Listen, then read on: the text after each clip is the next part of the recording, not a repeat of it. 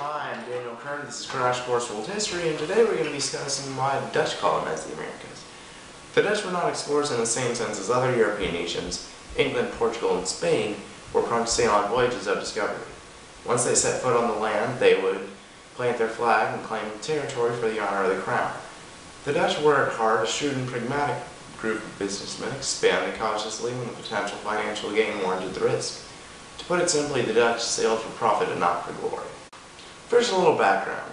So when Charles V of Spain was crowned Roman Emperor in 1519, he inherited a loose federation of 17 provinces, which is now the Netherlands, Belgium, and Luxembourg. These were the Low Countries. The people living in the northern provinces spoke something approximating German, and the south spoke dialects of French. Apparently, this arrangement of living under a Spanish monarch did not sit very well with the Dutch, especially those living in the northern provinces where Lutheranism, Calvinism, and other forms of Protestant heresy had made inroads. The 7 provinces rebelled against the Spanish domination, and in 1581 declared themselves a Dutch Republic. One would think that this would have settled the matter, but of course it didn't. Hostilities between Spain and the Dutch continued into the middle of the 17th century, which explains why the conflict is called the 8 Years' War. So, as you may have guessed from the name, the Dutch Republic was a republican government. It was the only European nation that was not ruled by an absolute monarch. At least, in theory, this gave each citizen a greater stake in the nation's success. Against this backdrop, the Dutch were busy building their trade empire. Dutch merchant ships carried almost all of Europe's trade. One factor that was critical to the rapid growth of Dutch shipping was a sailing vessel called the Flight. Developed in the 1590s, the Flight was turbine-built, carried twice the cargo, and could be handled by a smaller crew than the ships of rival countries. Dutch merchants were quite pragmatic and did business with everyone. England, France, and even their enemy, the Spanish, if the potential profit outweighed their risks. Ironically, the near monopoly of Dutch shipping helped deplete Spain's treasury and contributed to Spain's downfall. The Dutch imported raw materials, turning them into finished goods that were subsequently exported at a tidy profit. The Dutch focus on commerce led to huge revenues that poured into the Dutch economy and government coffers.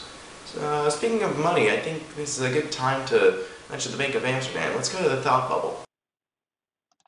Founded in 1609, the Bank of Amsterdam was another factor that contributed to the booming Dutch economy. At the beginning of the 17th century, European money was in chaos. Coins were minted by everybody from monarchs to cities to the guy down the street. In addition, under inflationary pressures, kings habitually debased their coins by adding more alloy while leaving old coins in circulation along with the new. People had no idea how much their money was actually worth. In an effort to restore order, the Dutch founded the Bank of Amsterdam. Thanks, Thought Bubble. So the Bank of Amsterdam accepted deposits of miscellaneous money and assessed the gold and silver content at rates that they controlled and allowed depositors to withdraw an equivalent amount of florins, also minted by the Bank of Amsterdam. The gold coins were of a consistent weight and purity, and thus were internationally recognized as a measure of value. Deposits were considered safe because the bank maintained such high reserves, and as a result, the bank attracted deposits, and Amsterdam grew to be Europe's financial capital, a position they held until, well, the French Revolution. So by the beginning of the 17th century, Amsterdam had been transformed into one of the most important ports and commercial centers in the world. Dutch merchants fetched salt from Venezuela, coffee and sugar from Brazil, silk from the Middle East, and moved goods throughout Europe. So as they began to sail further afield, Dutch saw economic advantage in establishing their own colonies. Sound familiar? Colonies would allow them to access even more trade than they had already controlled. In true Dutch fashion, they set up a merchant empire financed through the government charters given to joint stock companies. Among the first of these companies was the Dutch East India Company, or the VOC. I do not know how to pronounce you. Tell me, iPad. Verenigde Oost-Indische Compagnie. For the sake of your ears, I'm gonna not repeat that. The VOC was a hugely successful enterprise, reputedly the largest firm of its time. Its prime target was the Indonesian Spice Islands, where the VOC established exclusive contracts with the local princes. In 1609, Henry Hudson, in service of the VOC, sailed up what is now known as the Hudson River while trying to find the Northwest Passage to Asia. Hudson's discoveries laid the groundwork for Dutch colonization of the Hudson River region, and in 1623, colonists supported by the New West Asia Company, or the WIC, arrived in North America and were sprinkled over a wide area to set up trading posts along the Delaware, Hudson, and Connecticut rivers.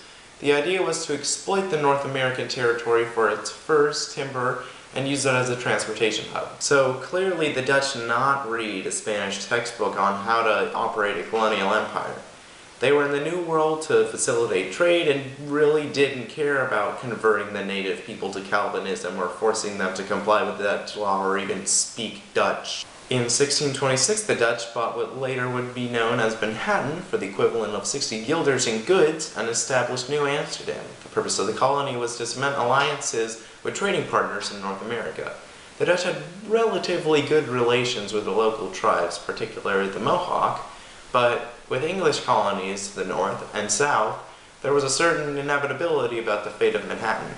Eventually, in 1664, the Dutch governor, Peter Stuyvesant, had to hand over his colony to the English. Speaking of Peter Stuyvesant, an open letter to Peter Stuyvesant. But first, let's see what's in the secret compartment today. Oh, Frank Sinatra's New York, New York. Oh man, New York? This is just rubbing it in old Peter Stuyvesant's face.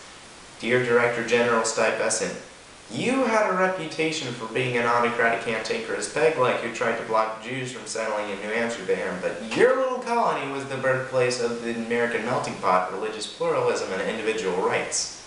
Unlike the English colonies to the north, full of nothing but wide-brimmed Puritans, your colony included Africans, Arabs, Italians, Poles, and Danes because, frankly, there weren't that many Dutch people to go around.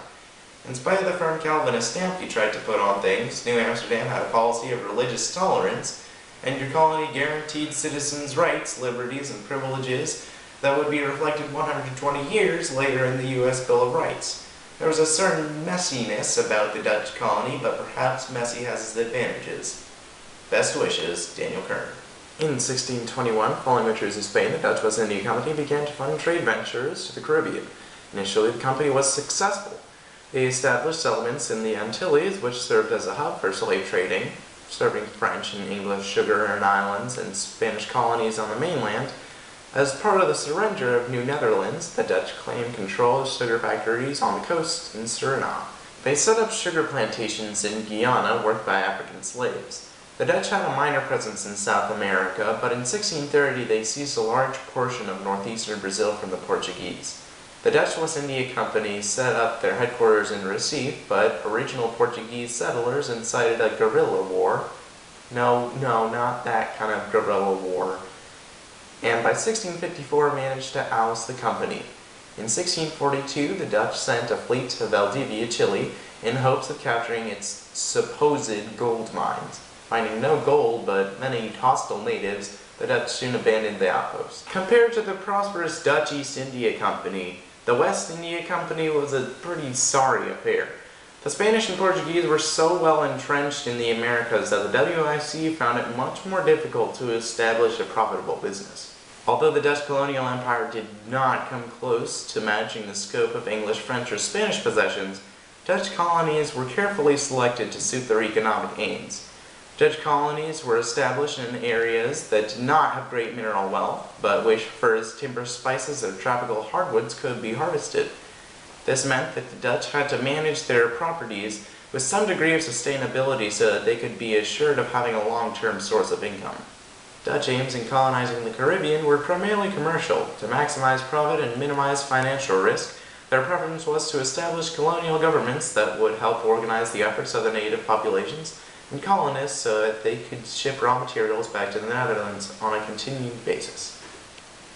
So as we've seen, the Dutch had a different agenda than other colonists, unlike the Spanish who were interested in establishing colonies as a means of furthering their agenda of gold, God, and glory.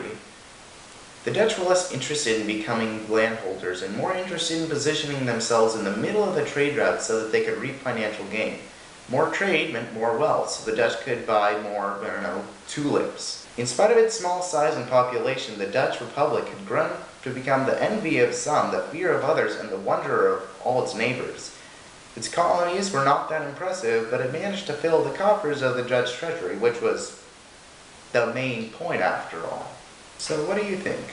Having a smaller plot of land and getting more money, or having a larger plot of land and getting a proportionately smaller amount of money?